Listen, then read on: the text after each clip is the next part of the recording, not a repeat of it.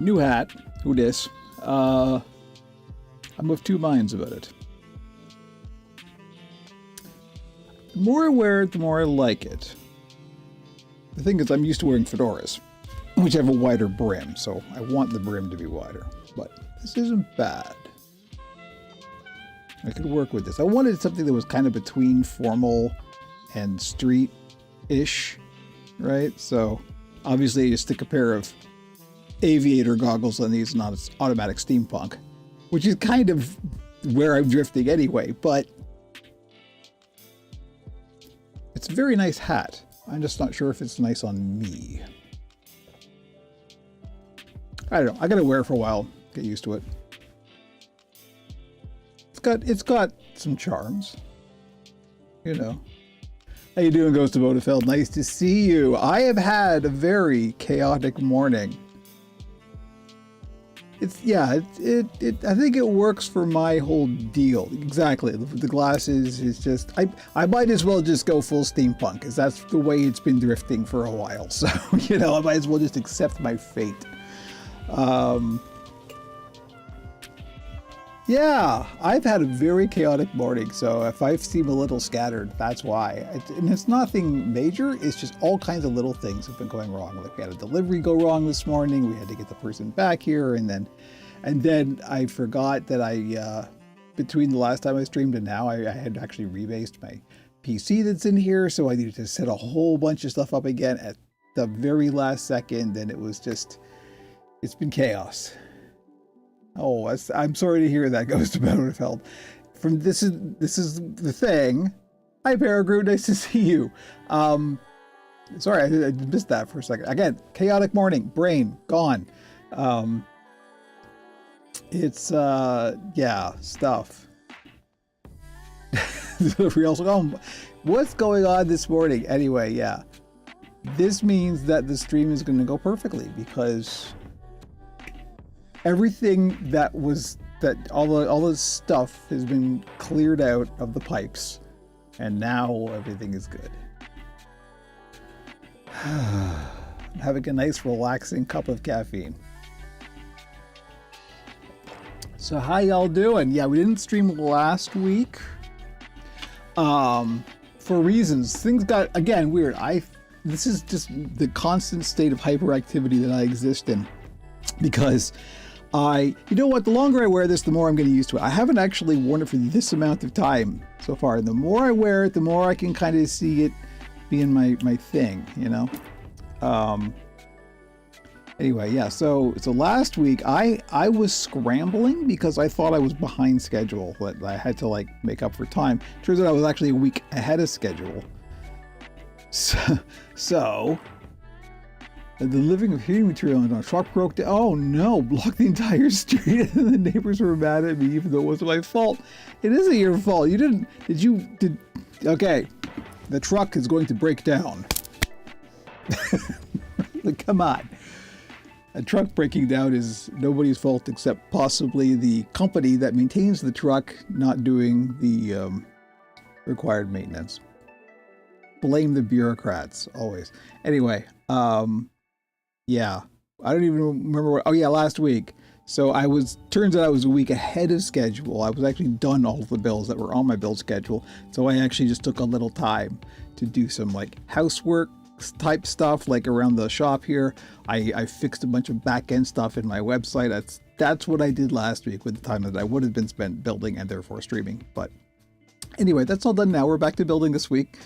And it's going well. So we are going to shoot a tutorial video today. This might be a shortish stream. I'm not sure yet. We'll see. I've got a bunch of stuff I want to finish up, but it's all this little quick stuff. So the tutorial that we're going to be shooting today is a little quick thing. I'm going to take the hat off because I don't want like head marks for when I'm shooting oh boy.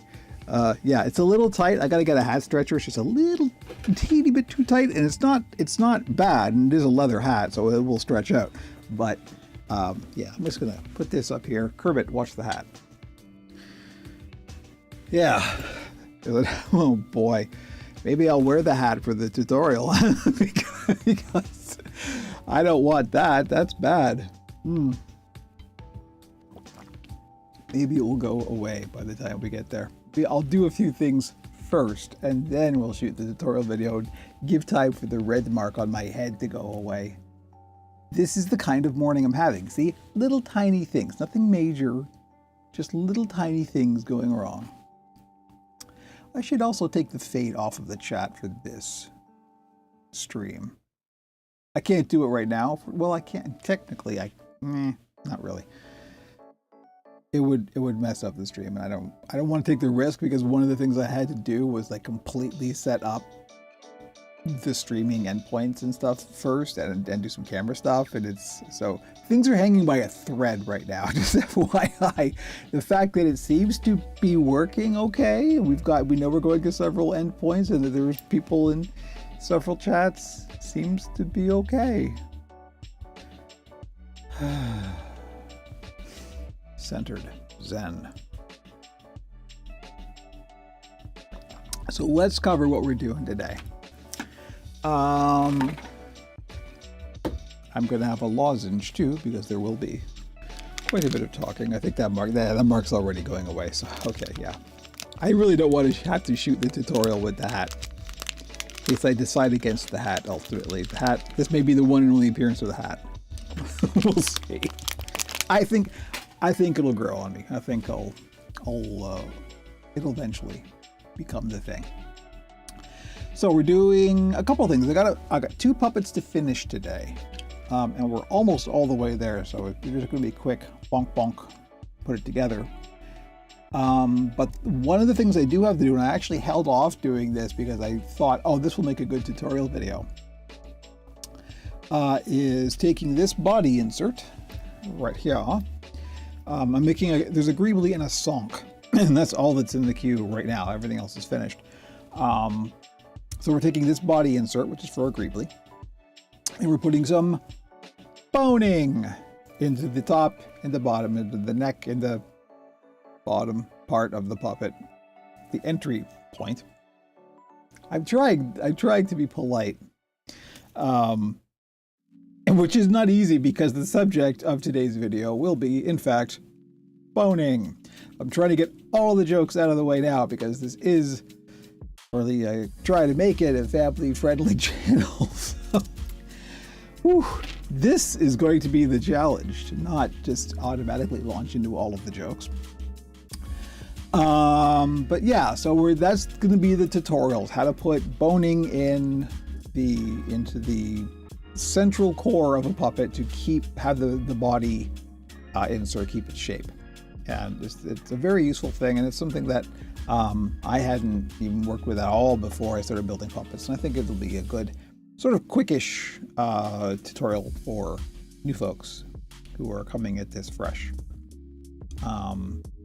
Because this is a problem I think a lot of new people face, and this is the solution to it. So that is the main bulk of what we're going to do for the tutorial. The other stuff, let me see if I can, is this going to work? Okay, it did work. Good heavens. So here's the screaming half Greebly that we're working on, right? So again, mostly done. The body insert obviously has to go in. So we got to put the eyes, the hair, and the arms on. All of that stuff should probably happen after we get the body insert done, so maybe we'll save that. And the other thing is, I got this, decided to do something I don't usually do an all-fur Sonk puppet. The puppet cam is out of commission at the moment, so I'm gonna have to do it like this. But I took, because I have a lot of rainbow fur, it turns out, so I'm probably gonna be doing a whole bunch of rainbow puppets. But this I think is really cute. This is like it's a very simple, these are my lowest end. Let me go to this one. That's a little bit better. All right, so all this needs is some eyes. So that's it. But yeah, this is a real beginner, like these are the ones that I make that are kind of, if you want to give a puppet to a kid for their first puppet, this is probably your best option, because there's no arms, there's no arm rods, it's just a mouth, and the mouth actually holds itself open, so you don't even need grips. Like there's just a piece of foam in there that kind of automatically holds it open. So, but that's really fun. I think that's cute. And considering that it's mirrored along here, the stripes lined up pretty good, I think. Pretty consistent. And then all I did was I just shaved down some fur here to make the nose a little bit more prominent, and I think it's cute. I like it. You know, it's got a lot of personality. So we got a couple of eyes here that we're going to put on it, and these are going to be slightly bigger than I usually do for songs, just because the fur kind of obscures stuff, but that's it.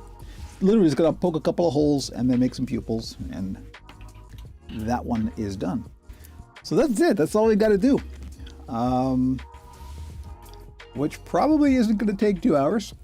Although the tutorial will probably take a while, because it is going to be involving barge. So we got to bust out the danger honey and get the mask going and all that kind of stuff. So yeah, probably best to get on with it. I think everything is kind of, other than the song. Well, you know what? Let's just finish the song and then we'll move on to the Greebly. Let me move the mouse out of the way here. And we'll go to the overhead cam. Boom, boom, boom. Got stuff all set up for this tutorial here, which I'm about to completely ruin. First thing I'm going to do is I'm going to make some pupils. No, that's the second thing. The first thing I'm going to do is blow my nose. Excuse me. Pardonnez-moi. I don't know why I said that in French. I'm going to mute the mic.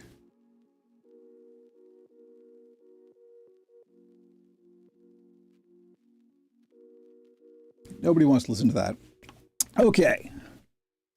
So, I've done this a million times before. We're also going to talk about various types of boning, as you can see. We'll just toss that down there. We'll get our usual pupil making kit out. Our industrial hole punches. Our cutting board so we don't mess up. I'm trying to keep this cutting mat nice and like pristine. I'm making sure to put stuff down whenever I'm using glue or you know, cutting stuff or whatever. Even though the fact that it's a cutting mat, it's to use for cutting stuff on, but I'm trying to, because we use it here as part of the presentation. So, and our sticky back velvet with several existing and semi-existing pupils. Fortunately, when you don't get all the way through it, you can't really use these because there's a little sort of tag bit on the end there. So let's say 40 mil eyes. Let's try these. These are 3/8 inch diameter. We'll just get our punch here. Now, as you've seen before, if you're a regular, there's two ways you could do this. The way you're supposed to do it is you just put this down, and then you take a hammer or mallet. Mallet is better. One of these nylon mallets. This is used for leather tooling. And you just whack, give it a good hammer, and you bang this through the thing you're supposed to be cutting. This is in fact one style of leather punch. Now the problem that I have found is this sticky back velvet. This is basically just flocked paper. It's a big sticker. It absorbs moisture, and what ends up happening is, particularly as you use these more, they get dull, and it's really kind of hard to sharpen the end of this. Like, that is supposed to be kind of a blade at the very end there, but it's really quite dull now. So it's really just kind of metal. So we're just kind of pushing metal through a squishy, semi-soggy piece of sticker. It frequently will not get all the way through no matter how much you hammer on it. So let's see if I can demonstrate that. We'll try and make one right here. Watch it work.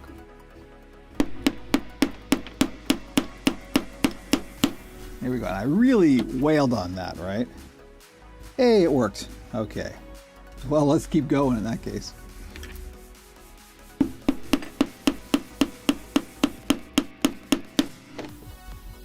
Hey, 2 for 2. Okay.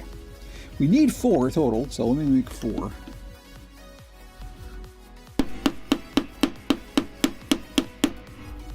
Nope, see, there we go. That one didn't work. Didn't get all the way through on one side. And unfortunately, like, you could try and cut this off, but there's always a little tiny bit that's not quite lined up with the curvature, no matter how careful you are. Let's see. I'm gonna try and just recut that one part. Well, maybe. We'll see.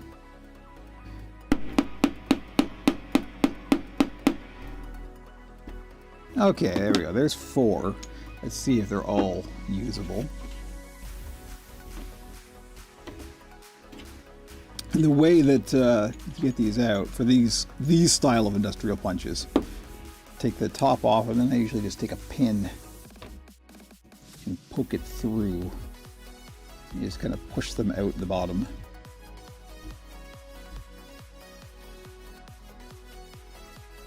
And there we go. Now let's have a look.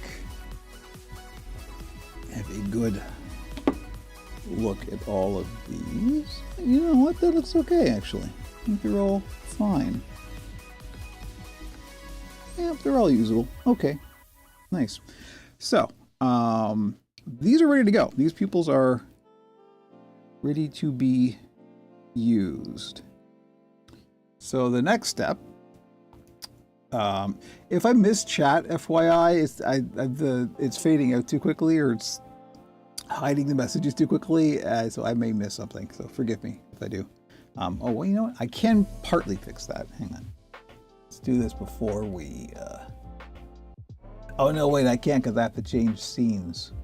If you don't mind staring at a blank screen for a while, I can fix it. But nah, forget it. If I miss chat, I miss chat. What else is new? Anyway. 1019, he's already scattered.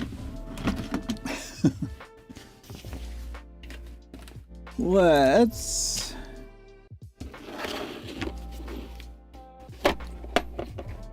put all this stuff back, and we will proceed to finish the song.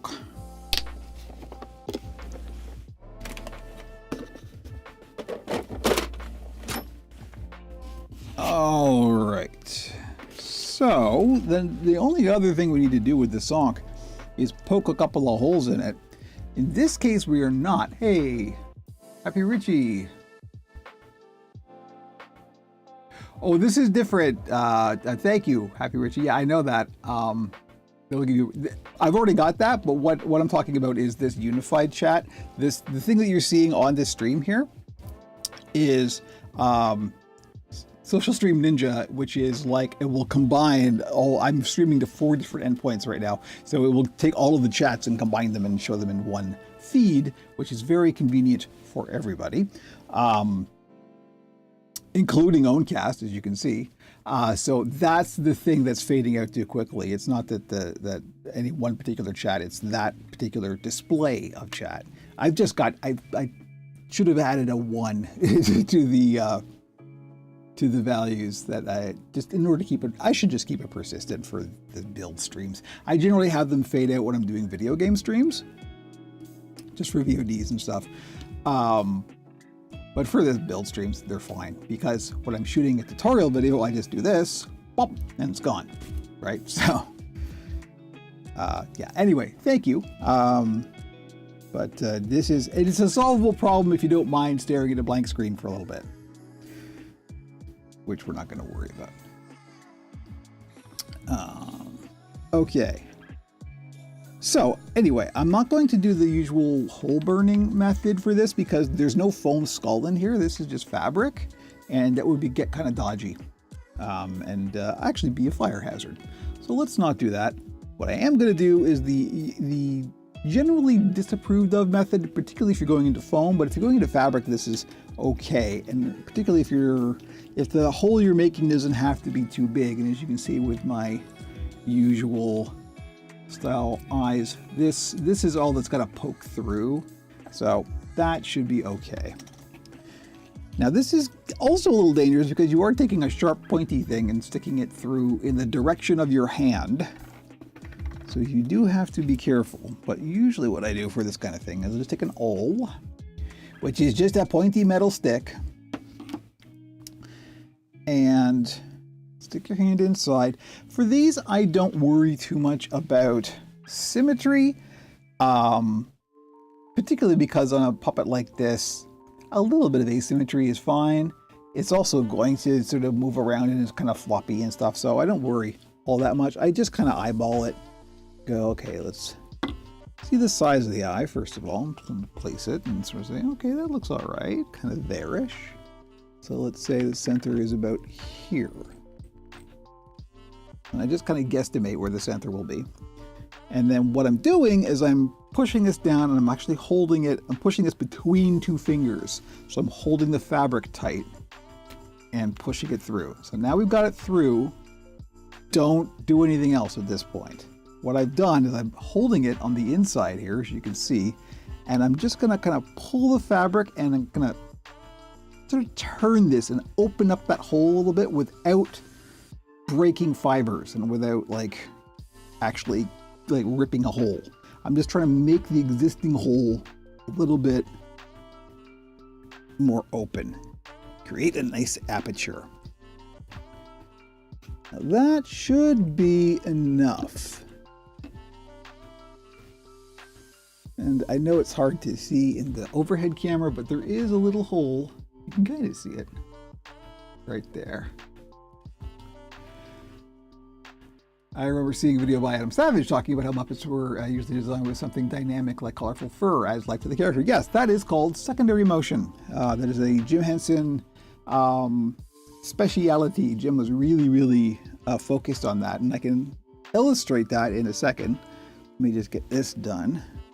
So I think these are my 3D printed eyes are very handy because they're removable. Hey.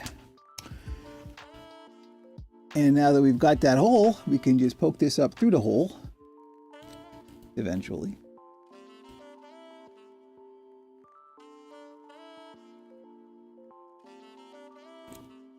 Sometimes it takes a little bit of fumbling and poking around.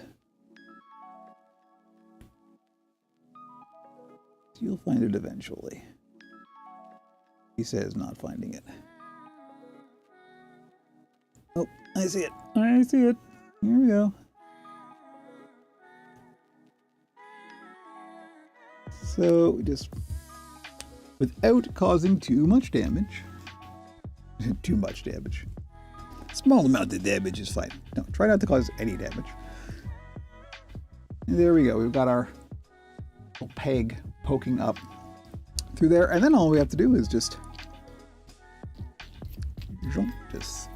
screw that down onto the shaft, and boom, one eye. So same process on the other side. So I'm just gonna eyeball. See what I did there? But where it looks to me like the center is, around where it should be. Poke another hole, grab it on the inside, open that up a little bit more. Again, don't be too aggressive, just kind of give it some wiggle.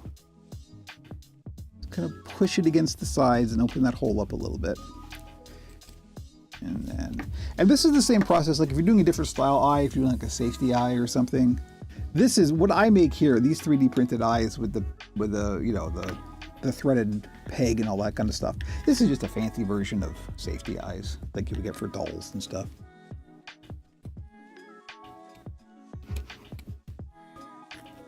But generally speaking, you're going to like need to make a hole to poke something through, no matter what style of eye you're doing, right? So I completely lost it. It's gone forever. Oh, there it is. Found it.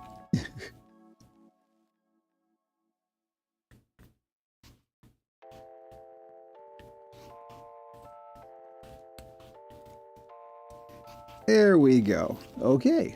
And as you can see, the advantage of doing these 3D printed removable eyes is how quick this process is, because boom. So now all we got to do is put the pupils on that, which is the easy part. But as you were saying about the secondary motion, I have a very good, I just happen to have this. This is ready to go for a thing we're going to do later. So I can illustrate that because, so as a puppet moves, should get a puppet to demonstrate this. Do I design the character prior to starting, or is this more of an improvisational process? Both. I generally have an idea of the character, at least, before I go in. And then I will take like a standardized pattern that I've already done and start to build off of that. But sometimes, and one of the nice things about doing a build just for general sale that isn't necessarily specifically any one character, is it kind of can emerge about what it wants to be, you know? So I sometimes I'll just kind of let it organically develop. Other times I will have a very specific design doc that is like, okay, this is the character, this is what we want them to look like. Again, if I'm working for a client or something, then it gets real specific, and that's actually more challenging because then you're aiming for a very specific thing and you have to hit a target. There is always and must always be some wiggle room, but if you at the very least have an idea of the personality of the character, that will guide you along the way. So it is both, and it is both in differing proportions depending on what you're doing. So along those lines, with probably the most difficult puppet I've ever built, which seems weird because very, very simple, of course, is the frog. And the reason the frog was so difficult is because you're aiming for something very specific, right? Everybody knows what Kermit looks like. And so if you're off even a little bit, it just looks wrong. So believe me, it took like a year of researching to get to this point. But I was relatively happy with what I ended up with.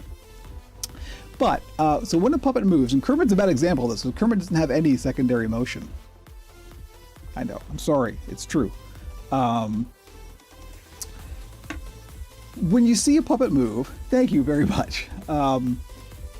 There's always a performer, like a decent puppet performer, will understand kind of the law of inertia. This also goes for animation as well. So a puppet won't just, let's say you're rising up. The puppet won't just do that. There will be a kind of, you'll understand where the joints and the hinges, as it were, are. And so the direction of the motion or the force is going to be coming kind of from the body. And so the head will be a bit loose. And so you want to keep your wrist a bit loose and like that. So you see, it's not just a linear motion like that. You'll start and then finish. And that's what's called secondary motion. The main motion is this. The secondary motion is the head kind of following the laws of physics in a way. It's just kind of, right? There's some inertia that's happening. Thank you, Kermit. I'm not going to do the voice.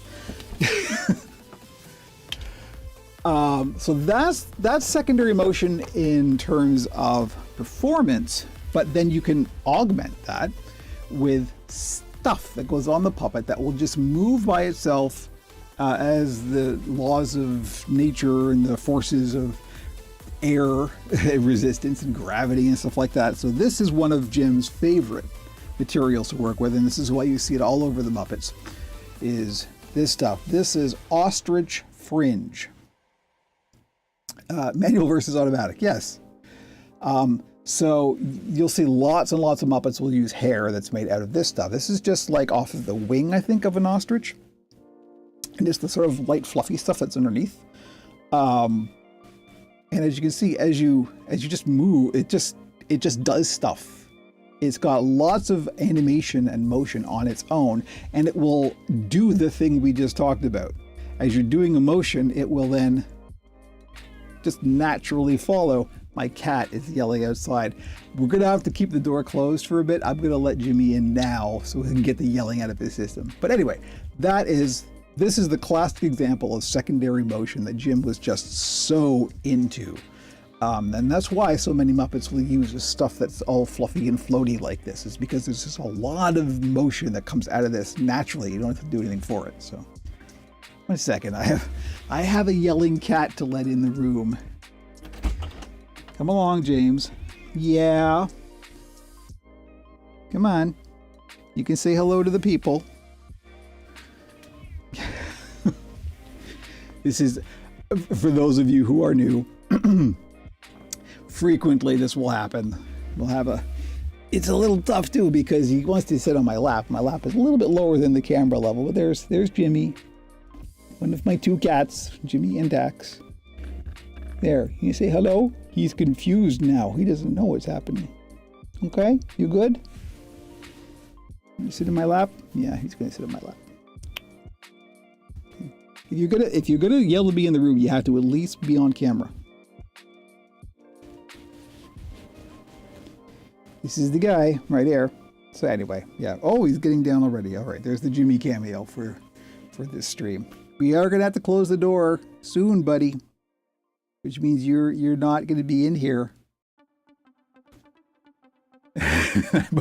So really, let me tell you, that one was a real challenge. Yeah. So let me think. Honestly, the next thing to do is to just, hey, Just Ducky, nice to see you. The next thing to do is to just shoot the tutorial video. As my voice starts to give out, that's why I'm having a lozenge. We will let the lozenge kick in for a second. We're actually not in a rush today, which is a bit unusual. I'm frequently in something of a rush. Uh-oh. My spouse, everybody. Margaret is my spouse. Ah, I see. The cats were sharing the window. It's okay. You see if we can show where Jimmy currently is. This is going to get shaky cam. Oh, wait, I can't. I can't actually do the... Oh, yes, I can. I forgot. One of my cameras is out of commission. But it's not this one. This is shaky cam. Forgive me, but there we go. There's where Jimmy currently is, just kind of flopped on the floor. That's his bench there. That's where he sits when I'm working and I don't want him on my lap. But, yeah, the cat has his own spot in the studio. Of course he does. But yeah, the next thing to do is to shoot this tutorial video, so I really should just get onto that. Let me set up for it here. Clean off the surface so we don't have to have chaos and things falling all over the place. Put this puppet on the stand. This we're going to talk about. This we're going to talk about. Let's see. This we're going to talk about. This is in camera. We don't want that in camera. This we can just remove entirely. Okay, as the music gets exciting. Let's take these pupils and put them someplace safe because these are easy to lose. Let's put these here. And a couple of puppet arms as well. These are going to be going on that greebly soon. Okay, is that off camera enough? That's off camera enough. I'm just going to put those on the floor. Okay, I think we are ready to go. That doesn't need to be here. This doesn't need to be here. I'm trying to be organized. And lucky you live stream watchers get to watch the setup. Okay, that doesn't need to be on the stand either. Okay, I think we're ready to go. So, the way this usually works, for those of you who are new, I am going to shoot a quick tutorial video that I'm going to then edit out and make its own video. These are the tips, tricks, and tutorials video. If you go to the OperationPuppet.com channel, either PeerTube or YouTube, this is a whole video series that I'm doing new, and I'm just shooting them while I'm live streaming and doing stuff that I would be doing for my weekly work anyway. And it's just a nice, convenient opportunity to shoot something like this. So what I am going to do is hide the chat because it's a a separate tutorial video, so in case somebody drops in and says hi, we don't necessarily need that on the VOD. I will still be able to see the chat though, so if somebody says something and I don't miss it, then yeah, I'll be able to respond and all that kind of stuff. So don't worry about that. I try to do as little editing as possible on this stuff, so hopefully we're just going to blaze right through it and get it. Now, the tricky part is I do have to close the door for this because this will involve the glue. Oh, you know what I need to do before we shoot? Let me get some new gloves here. We are going to need those. We are going to need the mask as well. And we're going to need the window open with the fan going. I'm going to have to get some new gloves soon. I'm almost out. Peeling to nitrate-free gloves. We're going to be dealing with dangerous chemicals here, so safety first. Okay, there's that. Oh, you know what else I'm going to do to prep for this? My barge, the well-used stuff, this is like the lid is always sealed because I'm not careful and it just gets all gummed up. I'm just going to hit this with a hairdryer for a second to loosen it up so I'm able to open it.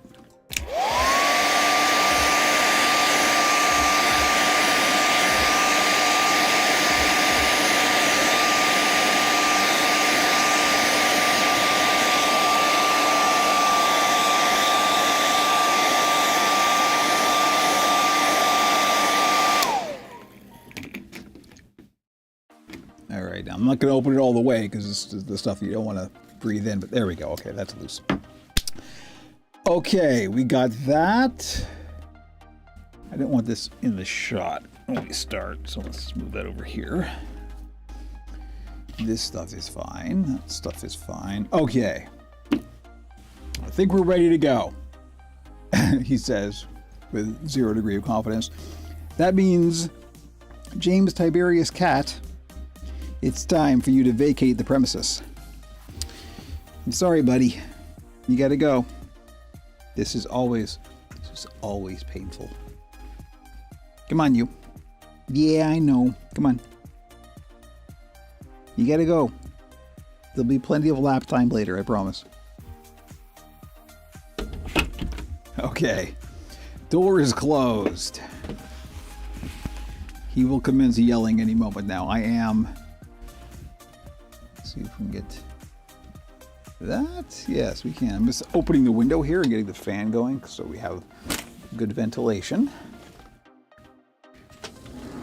So I hope you have good ventilation, you know. As the lighting of the room changes. May actually improve it a little bit. Let's see. Oh no, it's much worse. I'm all blown out now. Oh well, golf points, I guess. Yeah, okay, we're gonna get going. Chat is still showing, according to this. That's really bright. Well, it's too late now. I literally can't do anything about that without manually adjusting the camera, so... Oh well! That's tough. I'm gonna hide the chat. Hopefully that is hidden now. Because I got the messages disappearing, I can't tell. But if somebody could say something in chat just for a second, so I can make sure that I can see it, but it's not going out on the stream, that would be helpful. If there's anybody there. There we go. Peregrine, yes, excellent. Okay, I can read Peregrine's message, but it's not going out on the stream. Perfect, thank you. All right, we are ready to get rolling.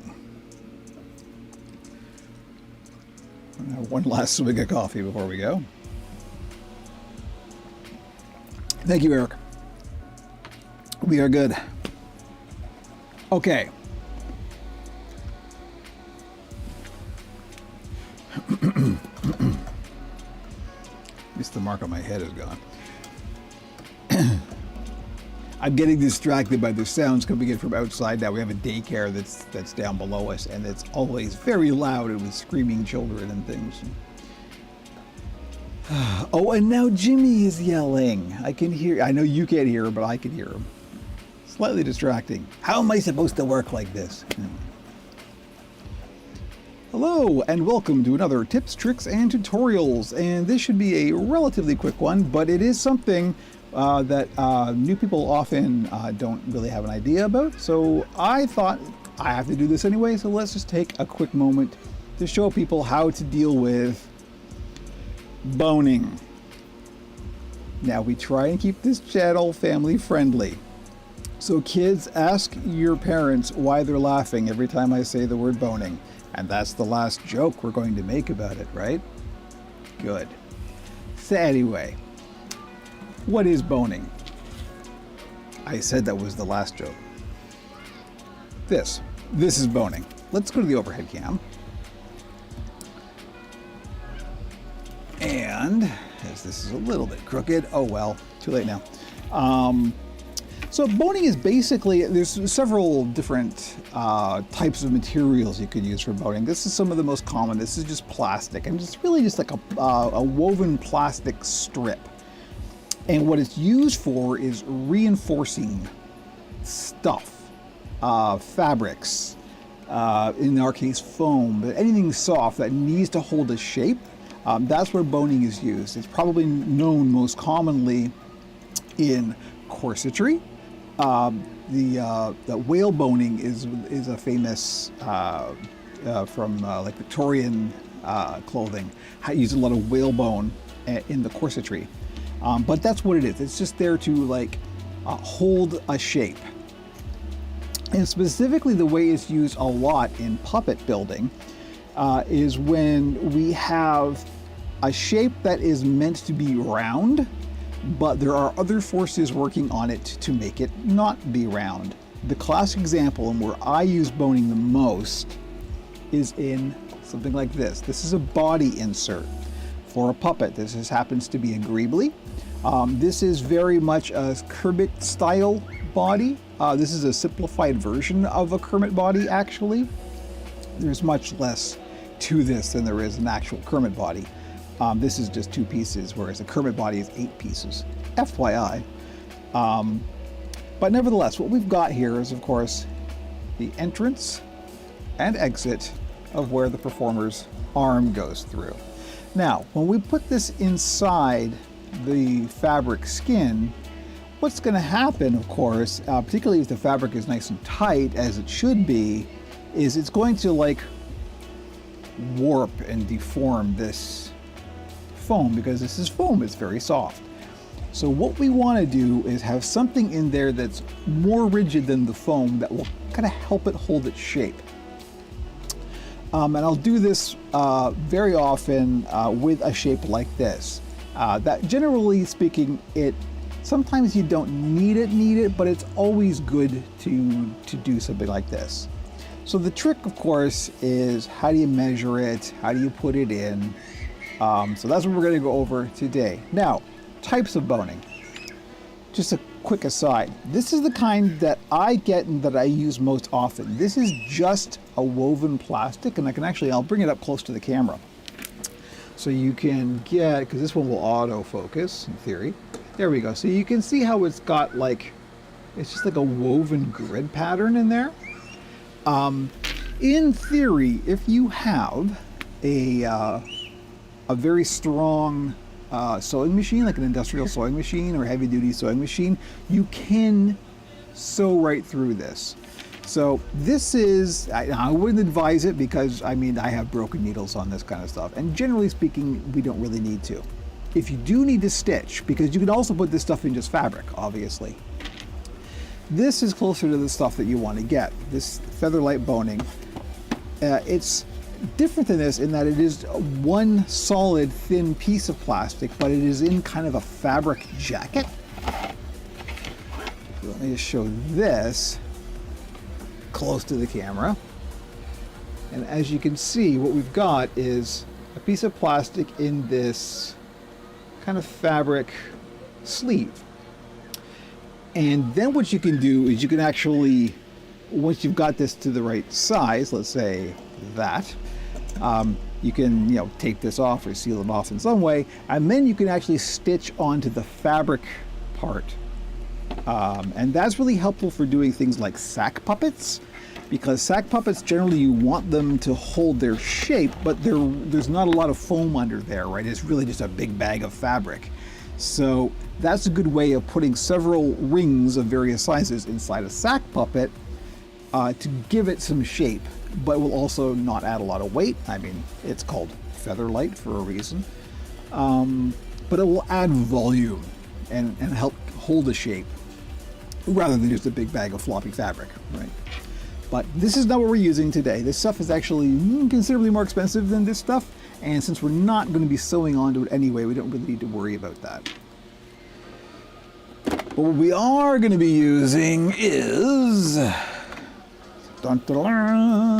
known around these parts as Danger Honey. This is Barge industrial contact cement. I have given the safety lecture so many times I feel like you probably don't need it, but if you're new to puppet building, you will probably see people talking about Barge particularly, but there are other brands of industrial contact cement. This stuff is genuinely dangerous. You do not want to breathe it in. You do not want to touch this with your hands. That being said, it is also kind of indispensable. There's no real replacement for this. There are lesser types of adhesives, but nothing will do the job like this stuff will, or brands similar to this. So use it as long as you can treat it with respect and take the appropriate safety precautions. The safety precautions are: 1, gloves. Always wear gloves. Get yourself, so you're going to need these anyway, so always have a supply of hygienic gloves ready to go. 2, a respirator that uses, I can't remember, I don't know how it's pronounced actually, it's like the Niosh, I believe. It's the kind of thing that painters will wear, this kind of thing. Those of us who have been through the pandemic probably understand that this is one of those things that you just want to filter out all of this stuff. And that there are various levels of that. You want the stuff that's for industrial chemicals. And that's generally, you can just pick these up in hardware stores and stuff. They're not hard to find. And the other is, let me see if we can go to the wide cam. You can just barely make out past the puppet there. I've got the window open and I've got a fan in the window, and the fan is blowing out. It's taking the air that's in here and blowing it outside. So we've got ventilation going on. So if you can do all of those things, it is quite safe and advisable to use industrial contact cement. If you can't, you're going to have to do something else, like, I hate to say hot glue, because hot glue is actually dangerous in and of itself for these kind of applications. But if you can't, if you're just in a space that you you get your kitchen table or something like that, you definitely don't want this stuff near anything you're going to eat. You're going to have to figure out some other way of gluing stuff together that will last. There's fabric glues and stuff, but there's all kinds of other adhesives. I couldn't name what they are off the top of my head, because this is just what I use, because this is how you build professional puppets. That's what it comes down to, is there's no actual substitute for the good stuff. I wish there were, believe me. I don't like you. I hate putting the mask on. I don't want to do all this stuff, but you have to. Otherwise, you will suffer serious health consequences. But that being said, if you can just follow those simple safety instructions, it's perfectly safe to use, and you should not be afraid of it, and you should not try and avoid it either, because there is no other substitute. So just treat it like any other tool, treat it with respect, and you'll be good. So that being said, is it much stronger? What are the benefits? Yes, absolutely. Sorry, I am reading chat, FYI. This is being recorded during a live stream, and it's a good question, so I'll address it. Yes, this stuff is, you can find this most often at leatherworking places, and this is used by people who repair shoes to hold shoes together. So yes, this stuff will hold like nothing else, and as a result, the durability is off the charts. To a degree that, particularly with something like a puppet, it undergoes a lot of stresses, right? There's a lot of weak points, and so you're going to need something that's going to last under repeated, repetitive stresses, right? This kind of thing is the only thing that will do it. There are other types of contact cement and stuff like that you can get that aren't industrial, and they will not work well. The puppet will eventually develop faults quite quickly, if they'll work at all. So, unfortunately, that is just the way it is. And believe me, I have tried everything. There is a reason why there are so many bottles right here. I've got all kinds of adhesives. Nothing will hold the puppet together like industrial contact cement. It's just the right thing to do because it is the strongest. That is absolutely a good question and the only answer. And I wish it wasn't, believe me.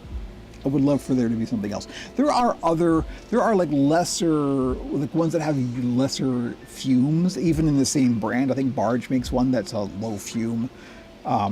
They still don't work as well, but they'll probably work better than just like go to the craft store and get some kind of contact cement there. You want the stuff that's actually used by professionals. I mean, they're called professional puppets for a reason, right? But yeah, so anyway, that's what we're gonna do. So the first step, before we get to the scary part, it's not scary, I'm just kidding. Like I said, treat with respect and you're good. The first step before we get there is actually figuring out what do we want to do with the boning. So let me illustrate that. Let me put this back here. So what we want to do is we want 2 rings of boning. For something like this is very standard. Generally speaking, for a body insert, you're going to want 2 rings, right? We're going to want one at the neck and one at the base.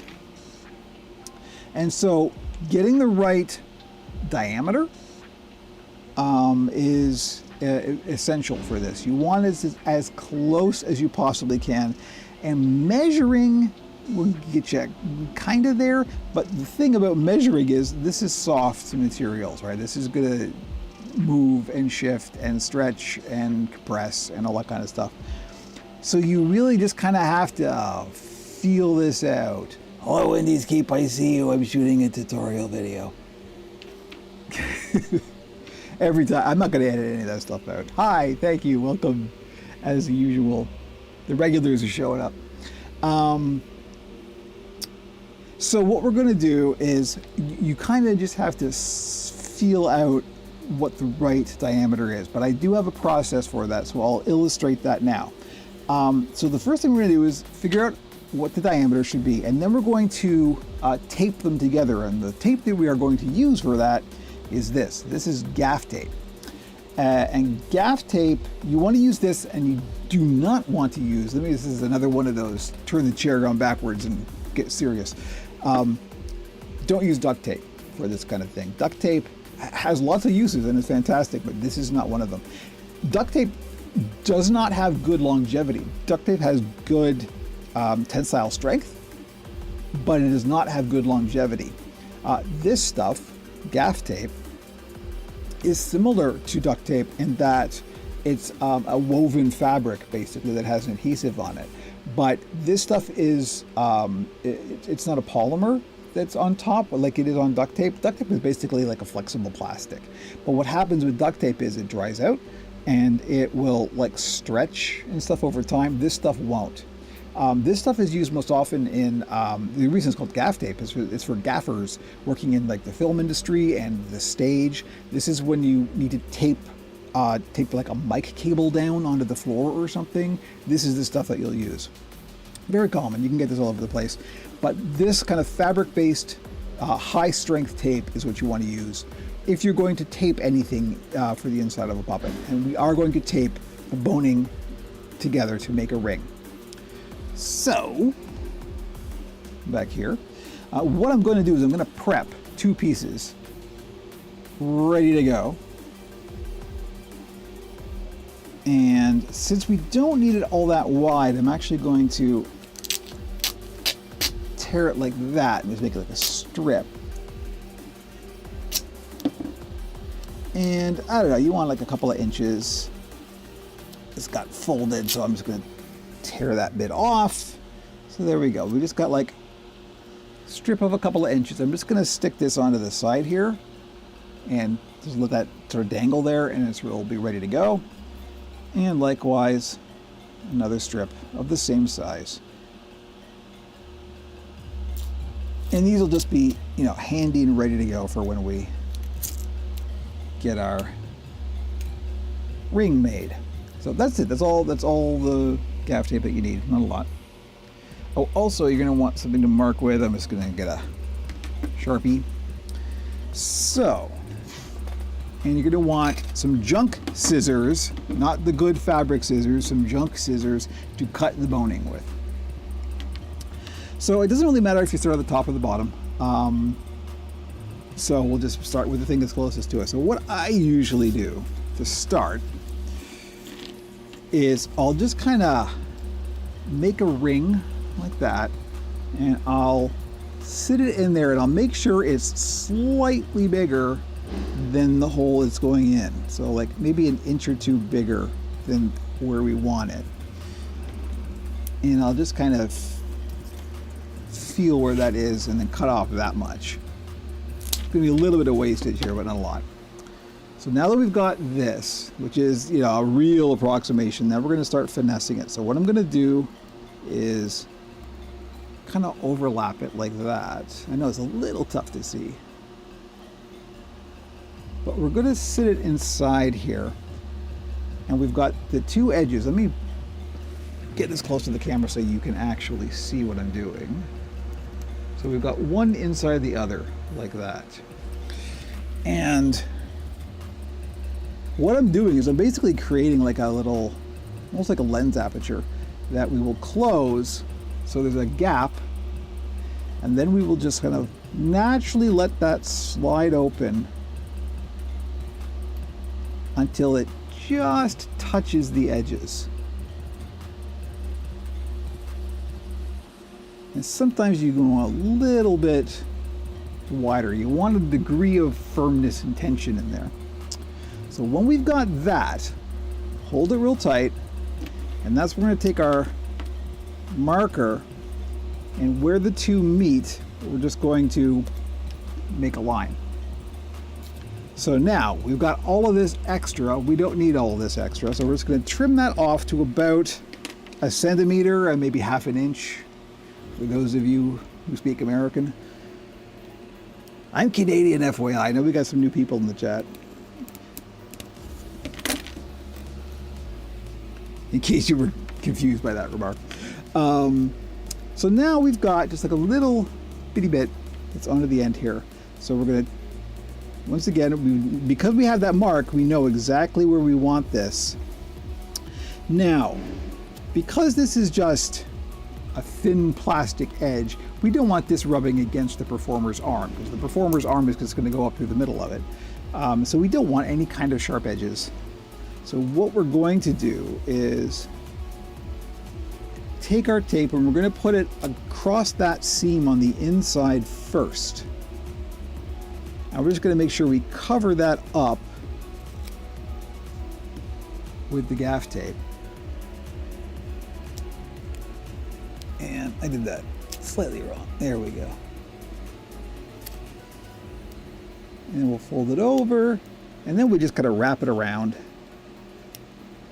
Basically, you just want to cover up any of the ends. You want to seal them off on both the inside and the outside, but the inside is more important. So there we go. We just have our little ring of boning. That's it. And that is literally it. And so now we have a nice bit of boning that will sit exactly in the aperture right there. So we're just gonna do the same thing on the bottom. Turn that over, and it'll be easy to tell which one's which because the neck is smaller than the base. So super easy. This was the part that I struggled with when I started, was like figure how big do you make this? Because I was making rings like this, and then I'd try and stick them in, and they'd either be too big or too small. This is the method I figured out for sizing it exactly to this particular body insert. So we're just gonna eyeball, go a little bit bigger.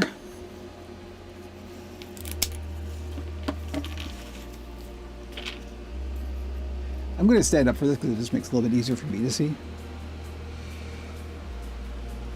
I know I'm off camera, but you can enjoy my lovely shirt.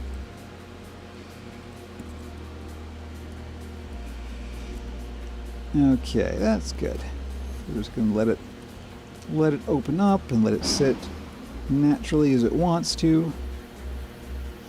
This isn't going to need much trimming at all. I eyeballed that really good.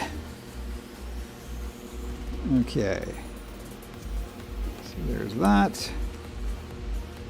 Mark it. Yeah, we only need to trim off a little tiny bit. Look at that. Just do that over the garbage can. And it doesn't really matter if you go this way or this way. You're going to have it. It's going to be the same either way. So you just want to make sure that you get the interior covered up. Like so, and then we can wrap it around. I'm off camera a little bit there, but there we go.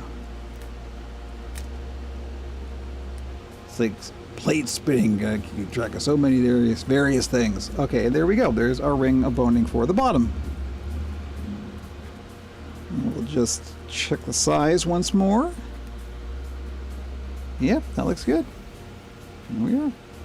Okay, so now comes the fun part. Now we bust out the danger honey. So let's get this out of the way. And we're going to get our gloves wherever I put our gloves. Where did I put our gloves?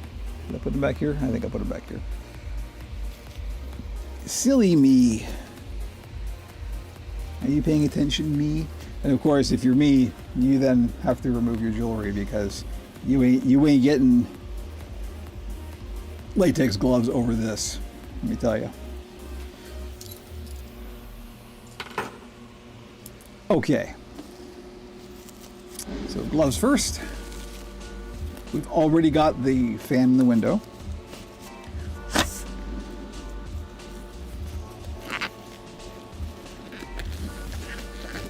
Do the Frankenfurter thing.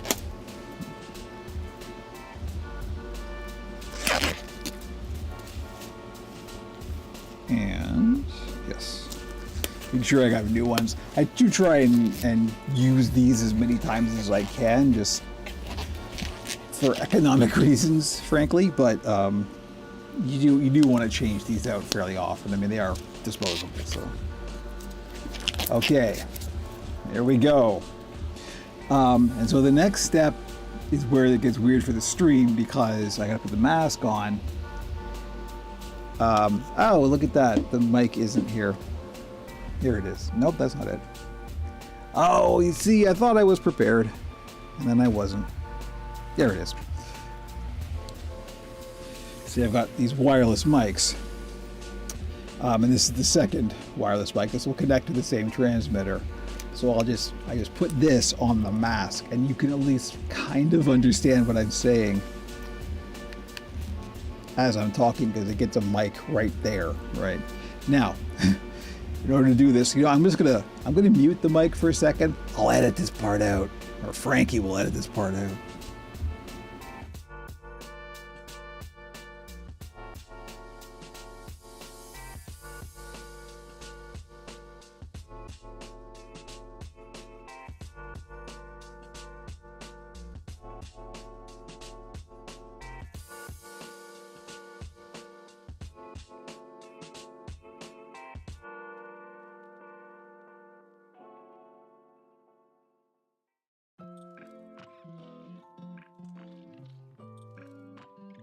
All right.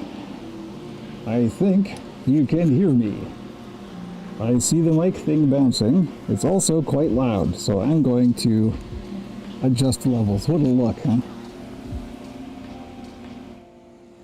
There we go. Thank you, Eric. Look, these are the trials you go through for puppets. You gotta do the thing, that's it. I'm just checking the mic levels here. Make sure that I can be heard but not heard too much. All right, hey, you know what I need?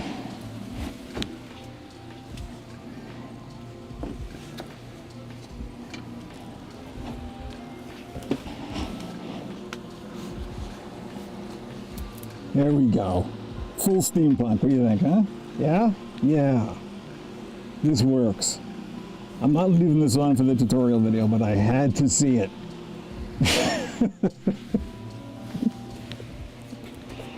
All right. That's for you VOD watchers. Eric likes it. Okay, anyway, let's get back to shooting the tutorial. All right, mask is on. Hopefully you can understand me. So we got gloves, we got the mask, we got the ventilation. Here we go. I'm going to get a piece of paper to put down so I don't get glue on my work surface. And we're going to get out our barge here.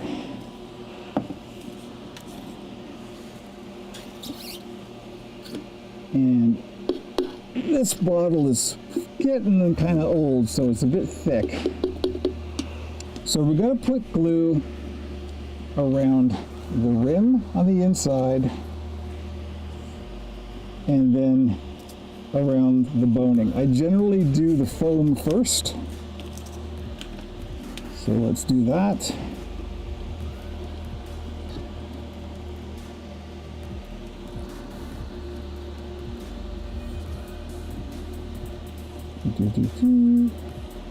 I just gotta hold it down, and then I'm just painting around the edge of the inside. And don't use a lot. You want to be able to see it, but not have big, wet, gloppy puddles. A little bit will do. I just want a thin coat.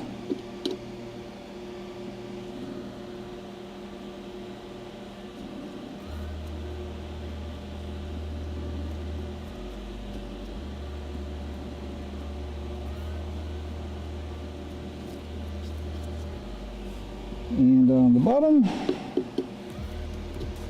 hi Dylan, I can see you in chat. I'm shooting a tutorial, so FYI. Hello, nice to see you. We'll be done soon.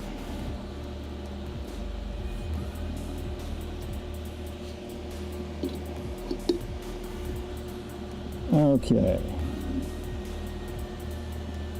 Like I said, pink fur here. Where'd that come from? Probably the pink fur puppet.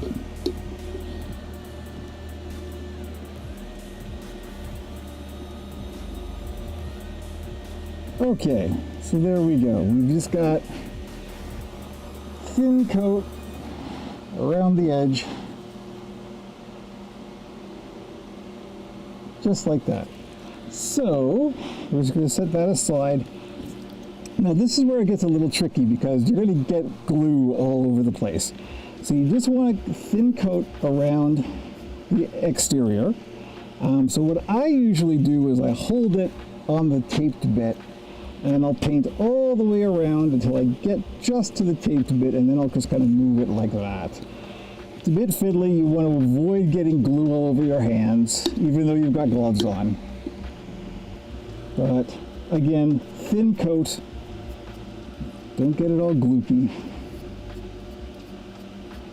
If you get a bunch on all at once, just keep brushing and thin it out.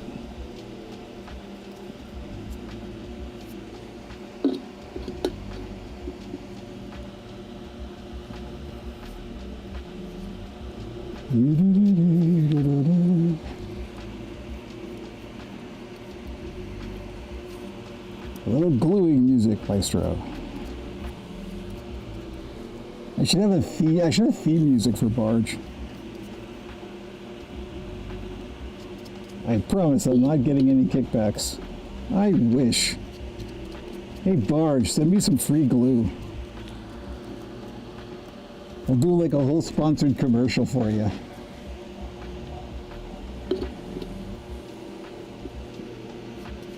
Will work for glue. This stuff is not cheap. FYI.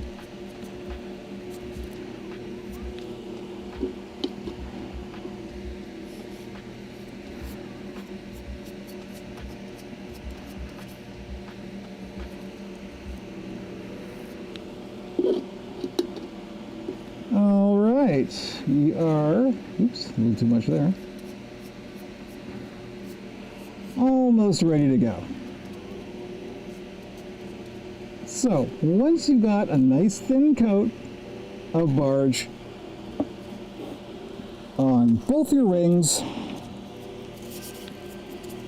and on the top and bottom, you're going to want to let it dry a little bit. So in order to expedite that process, first of all, let's make sure this is nice and closed.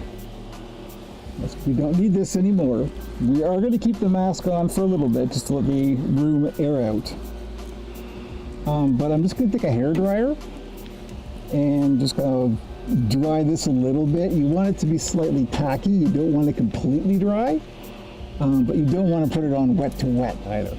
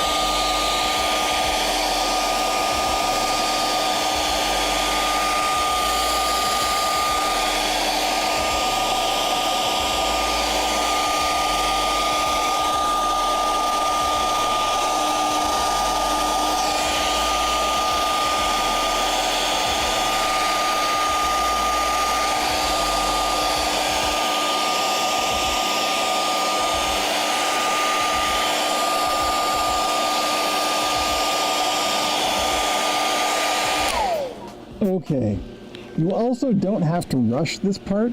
You've got working time. This stuff will stay viable for quite a while. Like, I think upwards of an hour or so. You should still be okay. As long as it doesn't dry completely, you're good.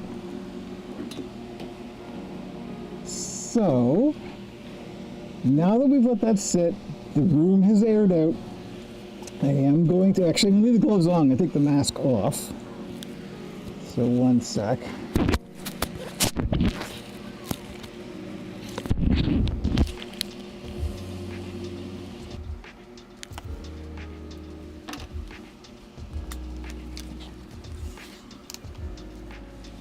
Okay. Oh, much better. I see the mic peaked there for a second. I apologize. It's just what happens. Mic levels. Weird. Okay. Oh, I can talk much better now. Now, how and where you start can matter. It depends on the shape of the thing. There's all kinds of, you're just gonna have to experiment with this. What I usually do is I figure out where the back is, and in this case it's relatively symmetrical, so we're just gonna designate this as the back seam. And that's where I put the taped part. So again, I gotta stand up for this because it's easier for me to see. Let's get this more on camera if we can. I'll start by kind of sticking the back part in, just like that. And then we want to keep it relatively even. So you just kind of fit it in, and it's okay. Don't squeeze it, but like just kind of place it. And let the foam just like touch it. And it'll hold.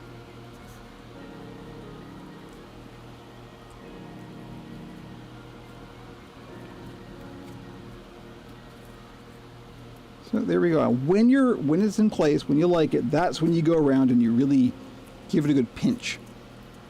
And that's what will lock the glue into place. It's contact cement. It works by physical pressure.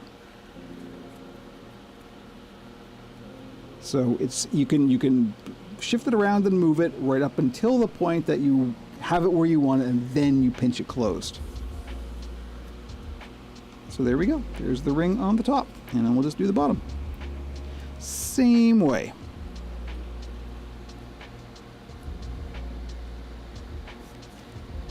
This can be tricky to just sort of fiddle with at first. Getting it in there as the glue wants to grab it can be a bit of a pain, but just keep playing with it. You'll get it. And there we go. That is it. Done. So now we've got some boning in our body insert. And can take the gloves off now. The final trick, let's just have a look at this first. So this is where we are. It's all blown out from the window being open, but this will now, like, this has got some shape retention, right, at the top and bottom, and so the middle will be fine because of that. Now, if you have something that is larger and that you want to retain the shape throughout the whole thing, you may have to put more rings in. So what will often happen on a very large form is you'll make your shape, and then before you put the rings on the either top or bottom, you'll actually cut it in half and then put a ring and then glue it back together. And that way you'll create sort of like a lattice work structure on the inside. I should probably not block my face. But now that we've got that, then we can put it in the puppet. So I guess we'll go to the overhead camera again to do that. Let me get this out of the way. And so all this is there's a foam skull in here, and this is all attached, and this is just empty fabric. You can see this is just big old fabric tube, basically. I mean, it's a shaped tube. But what I usually do is I'll grab it like this at the back, and I'll figure out where the back seam is. And we'll just kind of match up where the back seam is, and then we'll just kind of slide this over. Now, thankfully, this is more or less symmetrical, so we don't have to worry too much about getting it exactly right, just as long as it looks okay once it's in. But with something a little bit more precise, you're probably going to need to fiddle with it a bit more and kind of shift it around. That's pretty close, though. That's not bad. That will do just fine. And there we go. So now,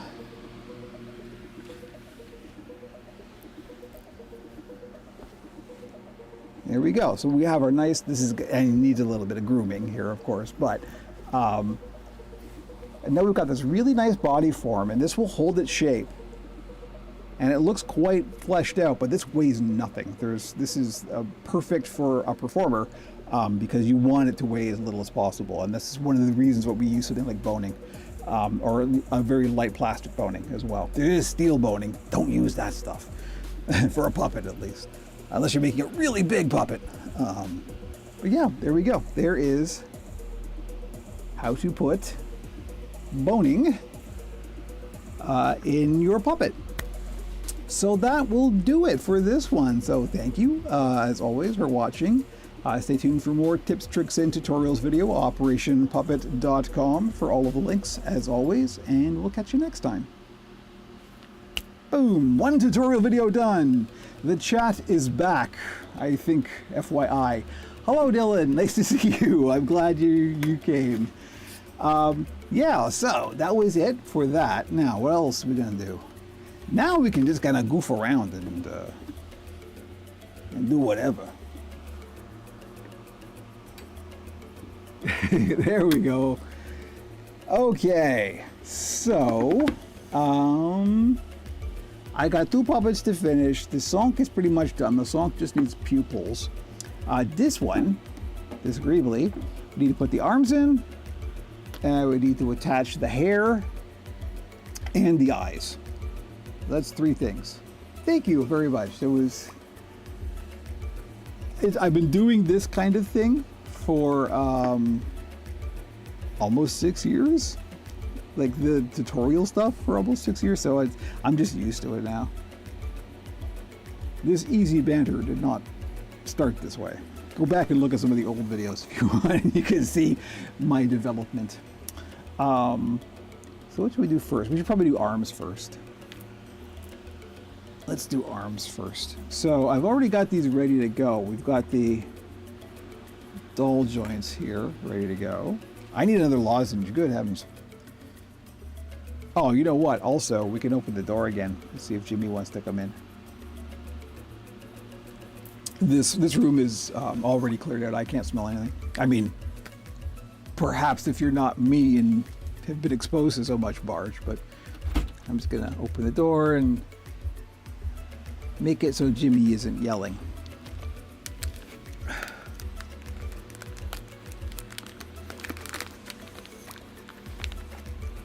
Wonder about other styles of adding structures to puppets like origami. Interesting thought. I have no personal experience with that, so I couldn't say, but it really depends on the shape, right? Like other structures will require other solutions. Although, you know, I don't really know how corsetry works, which is like, that's a bad, you know, thing to say for somebody who fancies himself something of the goth, but because corsetry, the boning goes up and down, right? So I'm not sure, actually. But yeah, that's the only way I've ever experienced adding that kind of structure is with boning in that way, of using horizontal rings like that. But there's no reason why you couldn't do other types of structures. I mean, I think look at how some 3D printing stuff works with the supports, right? There's that tree structure, that kind of thing. You can get inventive. There's no hard or fast rule. This is just what I have experience with, but there's no reason why not. The thing that I would think about something like an origami-like structure is it probably wouldn't hold up over repeated stresses. So again, that's the thing that you need to think about, is not just, is this going to work now? Is this going to work after 20 hours of use of a performer with their sweaty hand in there, like manipulating this thing over and over again. There's a durability that you have to think about that is a little bit beyond what you would normally, like, you can make something that looks great, but if it's not going to last, then that's a problem, right? So that's the only answer I have for that. But good idea, interesting thought. And there's no reason why not to experiment, right?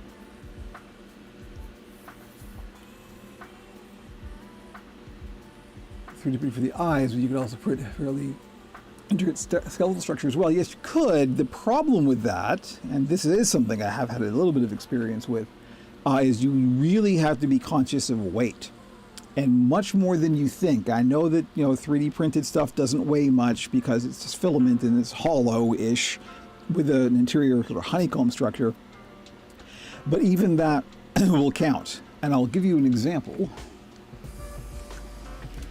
because this is a style of mouth plate that I make. And this is for an eyebrow mech. This is like an animal style eyebrow mech. And so as you can see, this is what goes on in the inside. These little brackets here are for finger loops. So the performer's fingers would go in there, and then you'd have your middle finger floating free. And then I have this other bracket that sits like that. These get capped, and this will create your eyebrow mech, right? This is about the limit of the weight that I would put in a puppet. You really, really have to be careful. And like I said, to a degree that you would never even imagine, because a performer holding their arm above their head for literal hours, every gram you're gonna feel that after a while. So the best puppets are always the light puppets, as light as possible. You have to think like you're loading an aircraft and trying to save on fuel. Everything, every plate, like more than an aircraft, like something going. Excuse me, swallowed weird. I'm really glad that didn't happen during the tutorial. You have to think like NASA loading a rocket going to the ISS. There, that's what I was trying to say. So yeah, every little bit of weight that you can save it. Yeah, Indy's got it right. Yeah, it would be, there we go, yeah. Yeah, 3D printing, as you can see, very much has its uses, but I don't think in terms of like a complete skeletal structure. And even these, when I made, this is like the 8th iteration of this. I originally had these posts as a separate piece that you would screw down onto, so I could have different heights that would just be like modular, and that didn't last. I made an experimental head with it, and after a few, after a few blinks, these just cracked off. So you really have to think about like weak points, in a structure. And unfortunately, 3D printed stuff isn't necessarily that great with it. So.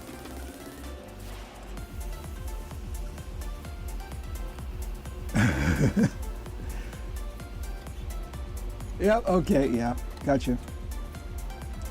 Yeah, 3D printing is, as you can see, I absolutely love it. But you do have to be aware of, as soon as you get a 3D printer or have access to a 3D printer or a lot of 3D printers, you tend to do the whole, when you have a hammer, every problem looks like a nail kind of situation. 3D printing is not the solution to every problem, unfortunately. I wish it were, but it is a very, very handy tool, but it is just one of many, and you have to sort of learn what is the most useful for the application at hand. Speaking of hands, I don't know, segue. There we go. We got a couple of arms here. So these are just got dull joints. And these are standard dull joints. I have 3D printed dull joints in the past, and they've been okay. I still prefer to use the commercially available ones because they're just stronger. They just last longer. The only times I use a 3D printed dull joint is I have a design that I did of a threaded rod, very similar to these eyes, that makes it so the arms are removable, and that's very handy for doing costume changes. But it took a lot of iterations for me to come up with a design that was strong enough that wouldn't break. So, and even then, you have to be aware that you're not going to want to take a 3D printed thing like this, for example, that's got a threaded rod, right? Because the more you do this, the more you're going to wear down those threads, because it's just plastic, right? And eventually you're going to get to the point where you can't do that because the plastic is too worn down and it's just plastic. So that's what you have to be aware of. This also doesn't stand up to good temperature changes as well, right? Because it's 3D printed filament. It's designed to melt easily, right? So you do have to be aware of stuff like that. Anyway, to put the arms on, what I usually do is I sandwich the dull joint between the foam and the fabric, and I'll place them just below the neckline and about halfway, a little bit towards the front. So, you know, here's what we're gonna do for this. Go to the wide cam, the strangely useful wide cam, and bring this to the front a little bit. I'm also going to, just for the sake of tidiness, I'm going to take a clip and I'm going to close the mouth. It's 11:30 already. Good heavens, that went by quick. Wowzers. Okay. So there we go. There's our puppet. And I like closing the mouth because it makes it, this is more of your neutral position that the puppet's going to be in most of the time. So like when it's being performed. So I'd like to kind of see it, you know, as the audience will be seeing it most of the time. The voodoo doll is screaming at fish puppets and other imagery is a little. You know, let me tell you, you walk into my room or my studio here, and let me see. Hang on, I'm gonna show you what's behind me here. This is gonna get shaky cam. Warning. But there we go. How's that? There's most of the cast of the Oracle plus Kermit. Yeah, that's every day, every morning. This is my dresser where all of my clothes are. This is what I get to walk into every morning. So yeah, that's fun. Yeah, it is kind of hilarious.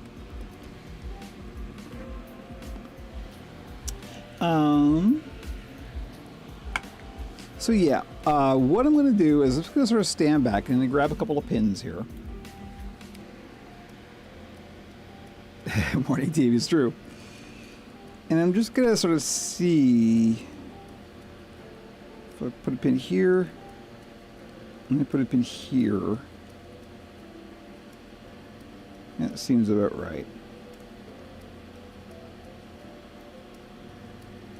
So, now obviously I don't want to stick my hand in there when there's a pin, so I'm just going to put the pin in one side.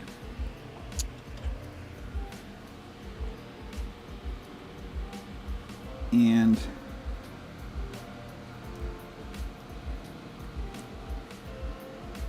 put it there. Okay.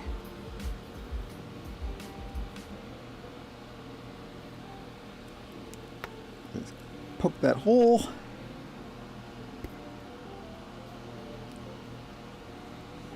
You're going to be a little bit careful here. You don't want to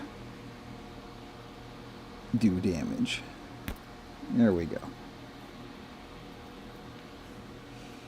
But this is, unfortunately, I have to keep going like back and forth between positions so I can get in there and feel what's going on.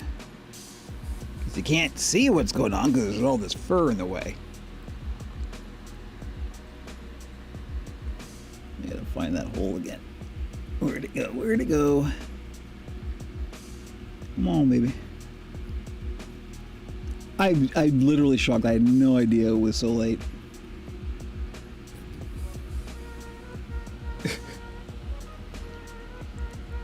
We usually stream, FYI, for the new folks like Eric, usually do build streams on Thursdays between 10 a.m. and noon Eastern time.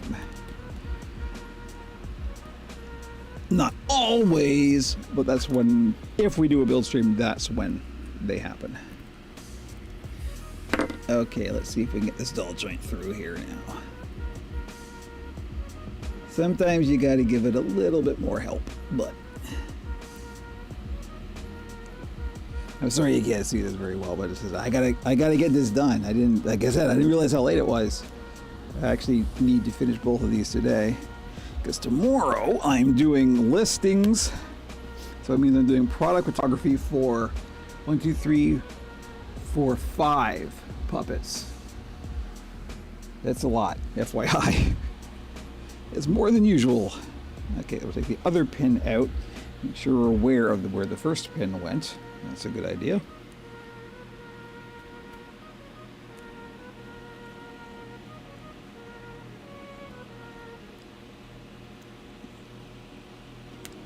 There we go. So yeah, all I'm doing is I'm sandwiching the doll joint between the foam and the fabric. So that way they're not coming up against the performer's arm. Sometimes I will do that, sometimes I won't. It really depends on the doll joint. Most of them are fine, but it also helps to add a little bit of structure, I find, if you can do that.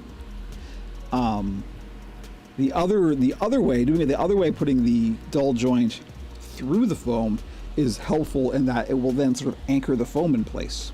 So it depends on the build. In this case, it doesn't really matter because the foam insert is kind of symmetrical, so it doesn't really matter if it moves around.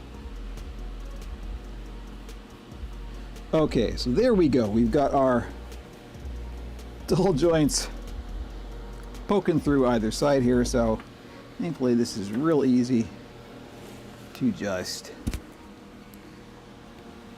go. Get your back into it and then snap that on there. Again, love dull joints. Very, very useful.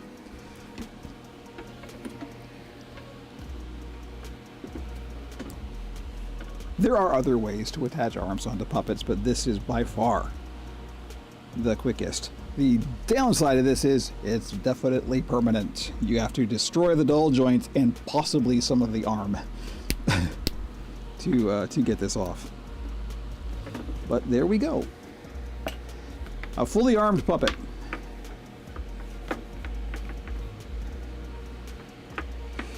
So now we're going to want to bend the fingers. Now that we know which is the left and which is the right, I'm just going to give a little bit of a bend to the fingers. These fingers have wire armature inside, so they're posable. And it just kind of makes it a more natural kind of look. And there we go. So that's that. Whew. Golly. So the next things I have to do is I have to put the eyes on and put the hair on. And that's a very similar, the hair I'm just going to glue on, and the eyes are a very similar process to what you just witnessed. So I think I will do that after lunch. I didn't even have a coffee break this time. Usually I have a little bit of a coffee break in the middle. And this time, not so much. Good heavens. I think that tutorial went longer than I thought it would. I guess we'll find out. They've been averaging out to about half an hour lately. So we can just hang out a little bit here, and I will let you know, for the new folks, i.e. Eric, there's a whole bunch of stuff that we do here. There's also a podcast, Pixels and Puppets, that was on hiatus for a little while. We recently picked it up, so last week was the next episode got released, so we are back full on with the podcast. So you can go and check that out. If you're, Eric, you're on Owncast, if I remember correctly.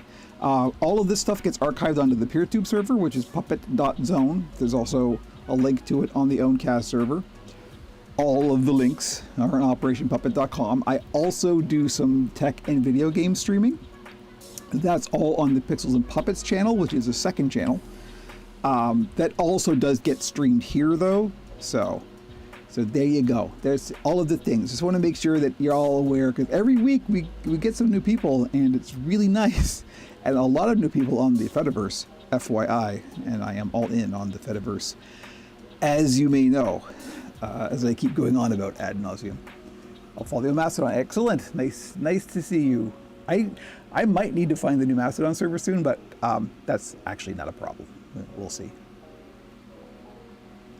I'm not sure how long the one that I'm on is going to be around, but again, because it's Mastodon, that's fine. It's not an issue. But yeah, wow, that was a whirlwind. Thankfully, other than me choking at one point, literally, Fediverse is the future, it's true. That actually all went well. No major issues, so compared to how the rest of my morning went, that was really smooth. All right, I'm going to go and wrap this up and then have some lunch. Pinecone shows up as we're, FYI, everybody, Pinecone, everybody owes big thanks to Pinecone if you're watching on YouTube, particularly because Pinecone often will go through the VODs and timestamp every single change of stuff that I do. As you can see, I'm all over the place. But there we go. Pinecone is being thanked. That is awesome. I can never thank you enough, Pinecone. I certainly don't have the time to do that, so much appreciated. Okay, anyway, thank you, everybody. Next week, in all likelihood, in fact, next week, I should be working on a Live Hands Blink Mech monster. Yay! Haven't done one of those in a while, actually, so better late than never, you know? Okay, yes, I am so bad at wrapping this up. I never do it quickly. We're going to do it quickly. Thank you, everybody, for joining me. Hopefully, we will catch you next time. join the Pixels and Puppets channel. I will very likely be streaming some video game stuff this weekend. I'm at least going to try. So anyway, all of that stuff. Thank you very much. And we will catch you hopefully next week.